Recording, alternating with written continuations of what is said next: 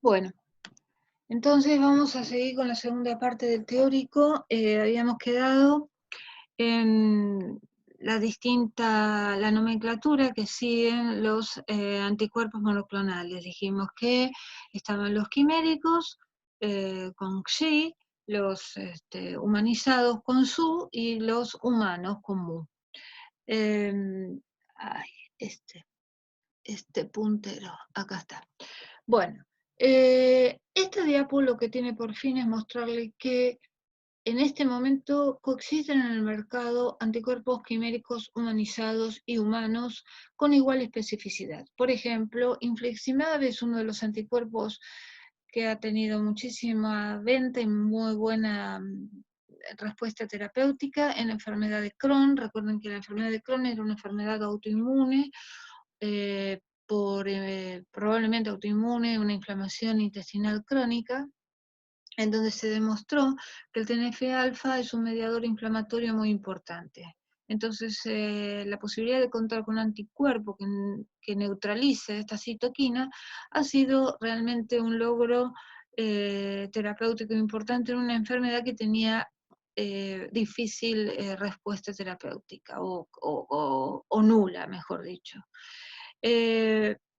Bueno, coexiste entonces el certolizumab, el humanizado, y el adalimumab. El adalimumab, la marca registrada es Humira-PEM, se llama PEM de lapicera, porque viene en forma de jeringa precargable, con un dispositivo así tipo una virome retráctil que permite la autoadministración subcutánea del paciente. Y esto es sumamente importante a los fines de mantener un tratamiento crónico y que no le cambie la vida al paciente. Otros ejemplos son basiliximab y daclizumab, que son simérico y humanizado anti-CD25. CD25 es el receptor, la cadena alfa del receptor de IL-2. Entonces, lo que está haciendo estos anticuerpos son bloquear al IL-2 para inhibir la expansión clonal, y así entonces se utilizan en la prevención de rechazos de injerto. Rituximab es otro de los anticuerpos así muy importantes por su respuesta terapéutica, por su nivel de ventas. Es un anti-CD20. El CD20 es un marcador de células B, se utiliza para el tratamiento del linfoma. Es quimérico. Y al mismo tiempo coexiste con el ofatumumab, el humano, con las mismas indicaciones terapéuticas. ¿Cómo actúan los anticuerpos terapéuticos? Bueno, en primer lugar, como hemos venido hablando, la función neutralizante es muy sencilla y fundamental. Así es como los anticuerpos monoclonales pueden neutralizar factores de crecimiento tumoral, inhibiendo de esta forma el crecimiento, factores angiogénicos, inhibiendo metástasis, y citoquinas, como en el caso del infliximab, que bueno, median un cuadro inflamatorio, por ejemplo. También pueden bloquear la función de una proteína sin mediar la destrucción, simplemente evitando la señalización. Y luego aquí tienen tres maneras de que los anticuerpos monoclonales pueden lograr la lisis de la célula blanco, ya sea por activación de complemento, como ustedes saben, como cualquier otro anticuerpo vía FC, por citotoxicidad celular mediada por anticuerpo, y por fagocitosis. Aquí tienen en un caso el mediador serán las células NK y en otro los macrófagos. Esto como cualquier otro anticuerpo. Y en el caso de los anticuerpos monoclonales terapéuticos se han visto que en algunos casos pueden mediar muerte por apoptosis de la célula blanca. ¿Cómo saber de qué manera ejercen los anticuerpos monoclonales sus efectos. No hay forma de predecirlo, hay que investigar. Si lo hace por ADCC, si lo hace por CDC, si lo hace por apoptosis.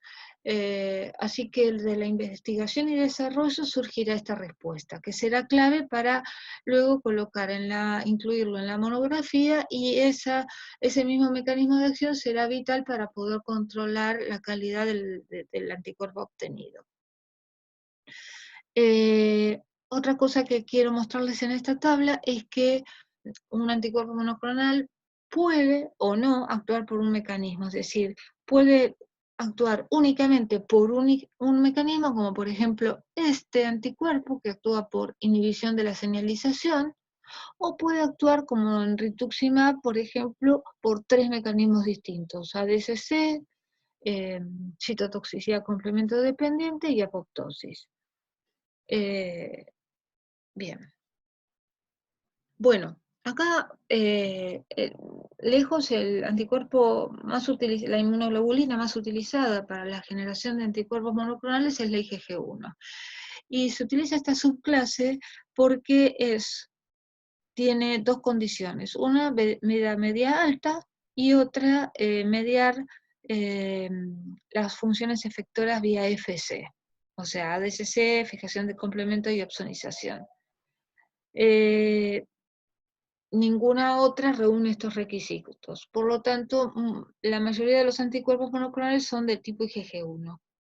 Cuando uno desarrolla un anticuerpo en donde quiere que predomine la función neutralizante, entonces acude generalmente una IgG2, donde las funciones vía FC son bajas y la vida media aún es alta. Bien, la vida media de las inmunoglobulinas se debe a su unión a un receptor que se llama receptor de inmunoglobulinas neonatal, que se encuentra en células inmunes, células circulantes. Entonces, la inmunoglobulina es captada por esos receptores, es endocitada, guardada en endosomas y luego liberada a circulación. De esta manera se consigue una vida media que es muy superior a otra proteína del mismo peso molecular. Y eso desde el punto de vista terapéutico es fundamental. Bueno, en esta diapositiva les estoy ejemplificando algunos otros blancos terapéuticos de los últimos que salieron, por ejemplo, antiinterleuquina 1, antiinterleuquina 12-23 para psoriasis, anti-IgE para el tratamiento de asma y un anti-anthrax. Y hay muchos, en este sentido, muchos anticuerpos que están en desarrollo, en fases clínicas X, que son para infecciones. Ahora en la siguiente diapo hablamos de natalizumab. Y aquí les estoy mencionando, porque viene a cuento, una proteína recombinante que bloquea el receptor IL-1 beta, o sea, no es un anticuerpo monoclonal, pero lo menciono como otra forma de inmunomodular, de regular negativamente las respuestas a interleuquina 1. Bueno, natalizumab, si bien está en este momento no se utiliza, es importante por el prototipo, porque es un anticuerpo anti-integrina. Entonces, de esta manera, natalizumab es específico para la subunidad alfa 4 de las integrinas, entonces bloquea a la integrina VLA4 y a la integrina alfa 4 beta 7, y de esta manera evita que las células, los monocitos, macrófagos y linfocitos lleguen, por ejemplo, a sistema nervioso central, que lo utiliza vía esta integrina que se une a la molécula de adhesión VECA, y también bloquea alfa 4 beta 7, que permite que los leucocitos vayan a intestino interaccionando con la molécula de adhesión MADCAM. De esta manera entonces se indicó para el tratamiento de esclerosis múltiple y enfermedad de Crohn. Entonces, ¿cuál es la idea? La idea era que se inhibiera la llegada de, por ejemplo, en esclerosis múltiple, de leucocitos al sistema nervioso central. Entre esos leucocitos iban a estar los específicos células, antígenos de la mielina. Entonces, eh, sin embargo, se observó que muchos pacientes presentaron infecciones oportunistas letales por infecciones virales en el sistema nervioso central. Esto demostró que en realidad la barrera hematoencefálica no es absoluta, sino que existe un cierto tráfico de linfocitos al sistema nervioso central y que cuando no está presente, como en el caso de los pacientes tratados con natalizumab, se producían estas infecciones oportunistas. Bueno, aquí tenemos una tabla en donde está mostrando anticuerpos monoclonales bastante utilizados dentro de oncología. Y acá lo importante no son los nombres, sino los blancos terapéuticos. El vascular endothelial growth factor, factor de crecimiento de endotelio vascular, que dijimos que era un factor angiogénico, importante para los tumores para ejercer su metástasis. Después anticuerpos contra factores de crecimiento como epidermal growth factor, con el receptor de epidermal growth factor, contra el factor de crecimiento HER. Muchos cánceres de mama son positivos para estos factores de crecimiento, entonces están indicados sus tratamientos con estos anticuerpos. El rituximab, que ya mencionamos, para el tratamiento del linfoma, y el entusumab es un anticuerpo anti-CD52, que es una molécula que está presente en linfocitos T y B y permite el tratamiento de linfomas. Bien. Bueno, tocilizumab, más de lo mismo, digamos, es otro ejemplo de un anticuerpo, en este caso, contra un receptor celular de IL-6. Bueno, este sí es un punto importante, nuevo, un avance novedoso, que es el empleo de anticuerpos monoclonales como inmunoestimulantes. Entonces, ustedes recordarán, cuando hablamos en el teórico de tolerancia, la función del CTLA4. Recuerden que en condiciones normales, el linfocito activado por la primera señal de reconocimiento y la segunda, B7CD28, vuelve a ser, digamos, a condiciones homeostáticas, inhibiendo esta activación por expresión de una molécula que es el CTLA4, que va a competir con el CD28 por su unión a B7. De esta forma se inactiva, se disminuye o se corta la activación. Y pilimumab es un anticuerpo anti-CTLA4 que entonces bloquea la señal de inhibición. Por lo tanto, el clon continúa activo y por ello se indicó su actividad y se probó su actividad como eficaz para el tratamiento en cáncer. Con la misma idea surgen el anticuerpo anti-CTLA4 fue aprobado en el 2011 y luego suceden rápidamente 3 blancos terapéuticos más asociados al primero. Estos son primero un anticuerpo anti-PD1. Recordemos entonces cómo era la fisiología. Una vez que el clon es activado, además de desactivarse vía CTLA4, se expresa en superficie PD1, que es una molécula que va a interaccionar con PD ligando en la célula presentadora y colabora en la desactivación. Esto también lo hemos visto, lo pueden repasar del teórico de tolerancia.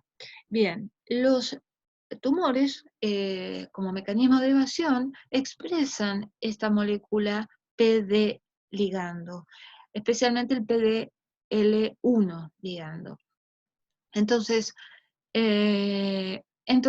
este anticuerpo anti-PD1 se va a unir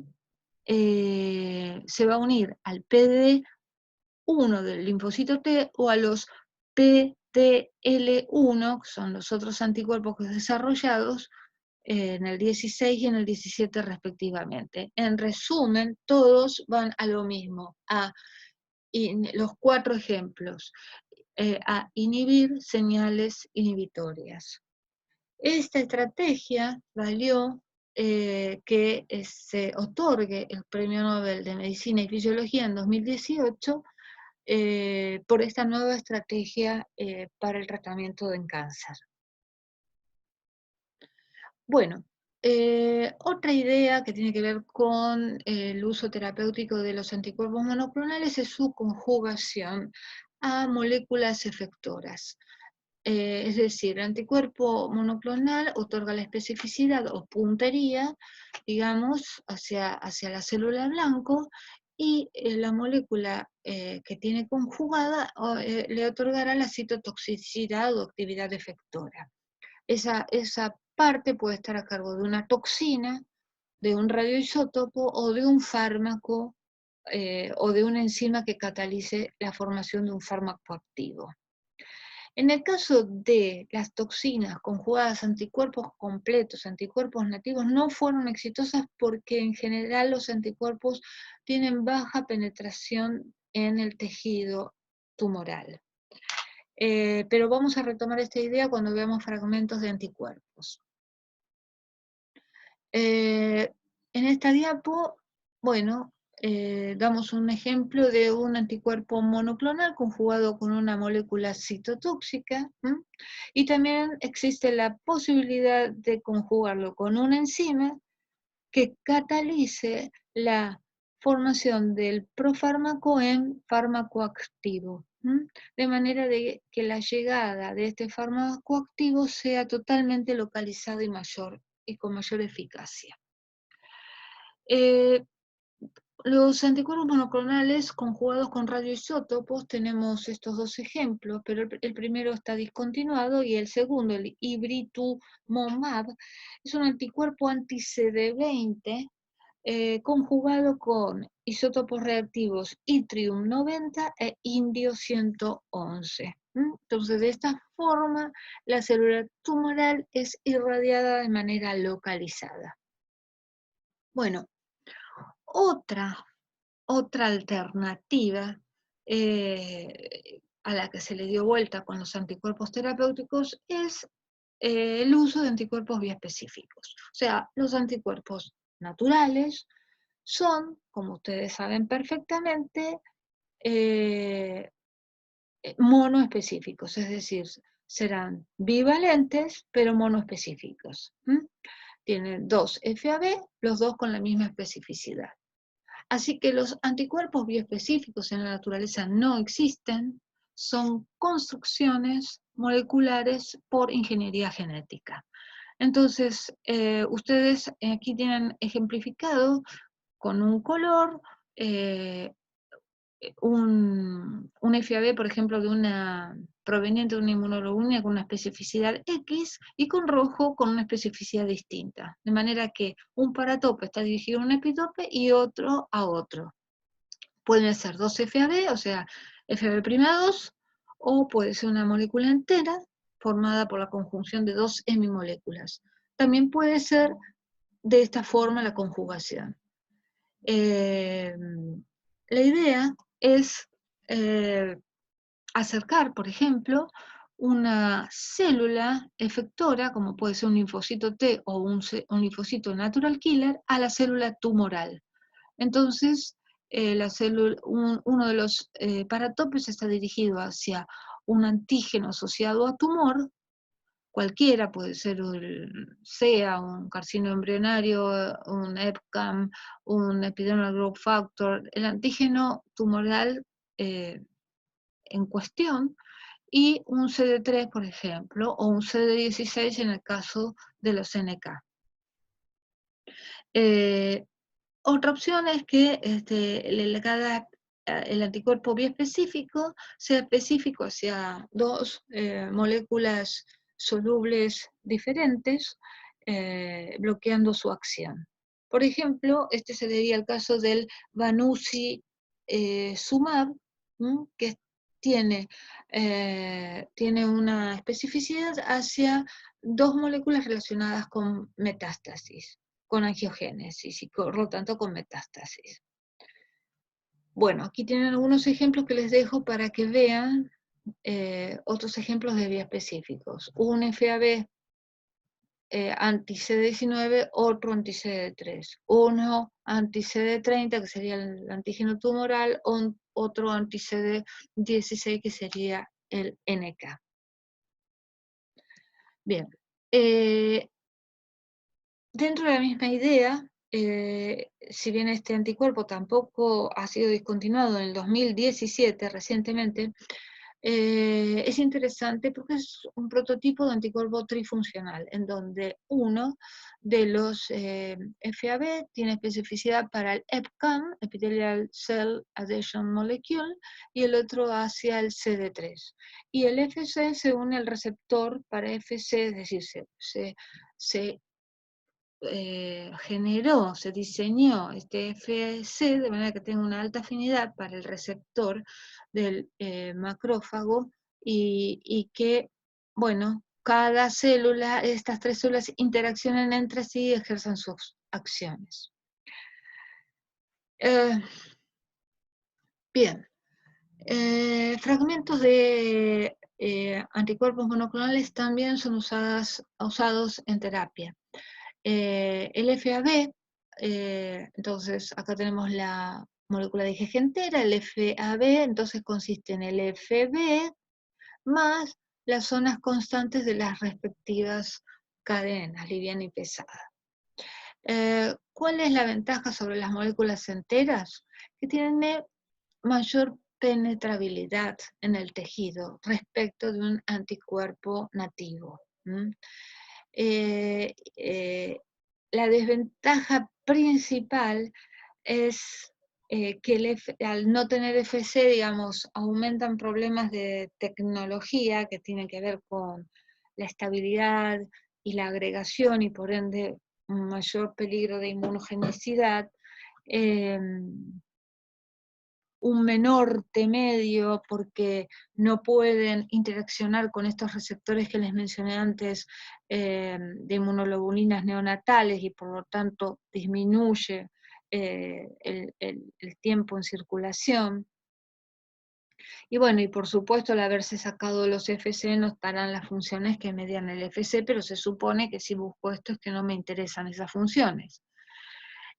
Algunos de los ejemplos que están siendo utilizados, por ejemplo, uno de los últimos que se usa es el ranibizumab, que es un FAB anti-VEGF. Nuevamente, como ven, el blanco terapéutico VEGF. En este caso se utiliza en oftalmología para tratamiento de la degeneración macular. Entonces es necesario, se coloca de manera localizada en el ojo, se inyecta de manera localizada, tiene alta penetración, no se requieren mecanismos, justamente es preferible que no esté el FC para evitar cualquier tipo de interacción indeseada. Así que bueno, este anda muy bien. Después tenemos otros ejemplos como un anti-TNF alfa o un anticuerpo antiplaqueta. Bueno, las proteínas de fusión es otra categoría. Se trata de construcciones químicas. No son proteínas que existan en la naturaleza, sino construcciones químicas en donde se asimila la molécula resultante de una inmunoglobulina. Sale algo parecido a una inmunoglobulina, en donde el péptido activo sería el péptido que se fusiona a un FC. Esto que está acá, que estoy señalando, sería un FC. Se le une al al ligando en cuestión a través de una zona bisagra que se diseña. Vamos a los ejemplos para que sea más claro. Las proteínas de fusión son las que terminan en la sílaba sept. Y, por ejemplo, dentro de los ligandos que se unen al FC tenemos el CTLA4. Entonces, tenemos un CTLA4 unido al FC. Entonces, lo estoy utilizando como una proteína portadora de CTLA4 para cumplir su función de inhibición de la activación. Entonces se utiliza como inmunosupresor para evitar el rechazo de injertos. Por ejemplo, el etanercept también lo marqué porque fue muy exitoso en ventas. Tienen el ligando unido al FC, que en este caso es un receptor para tumor necrosis factor. Es decir, que unen al TNF-alfa y de alguna manera lo secuestran, como podría ser un anticuerpo monoclonal anti-TNF-alfa, en este caso es un receptor soluble para el TNF-alfa, y el FC, digamos que sería el portador de esa molécula efectora. Bien, ¿por qué le agregamos este fragmento FC si el que media la acción es el péptido ligado al FC? Bueno, porque como les decía antes, el FC otorga muchas ventajas que si las busco, o sea, que si las necesito, las busco por unión al péptido anterior. Los péptidos, por ejemplo, si yo intento utilizar un CTLA4 como una droga inmunoterapéutica, no va a resultar porque por su bajo tamaño va a ser fácilmente liberado de circulación por el riñón. Entonces necesito que tenga un cierto peso molecular por un lado. Por otro lado, el FC, como les dije antes, otorga un aumento en su vida media. Entonces me va a dar la ventaja de repartir más distanciado las dosis. Por otro lado, la incorporación del FC me va a permitir mediar las interacciones con receptores para FC y las funciones de ellas derivadas. El FC va a otorgar las ventajas tecnológicas de solubilidad y estabilidad, lo cual va a evitar agregaciones indeseables. Me va a dar ventajas tecnológicas para su purificación, ya que existen cromatografías de afinidad y muchas otras formas de purificar utilizando al FC estos péptidos que están optimizados desde el punto de vista de costos y de técnicas. Y por último, permite la polimerización, como en el caso de las inmunoglobulinas, a un estilo símil IgM, que si me interesa lograr una mayor avidez, es factible hacerlo. Bueno, perdón, me fui para el otro lado, vamos a seguir adelante. Otras proteínas de fusión lo constituyen pequeñas variantes variantes de anticuerpos de menor tamaño. Una de ellas son las single chain FB, o sea, fragmentos variables de cadena única. Es decir, ustedes combinan por medio de un péptido de unión un dominio variable de la cadena pesada con el dominio variable de la cadena liviana. Entonces, en este caso, bueno, tenemos una especificidad y será monovalente, ¿ok?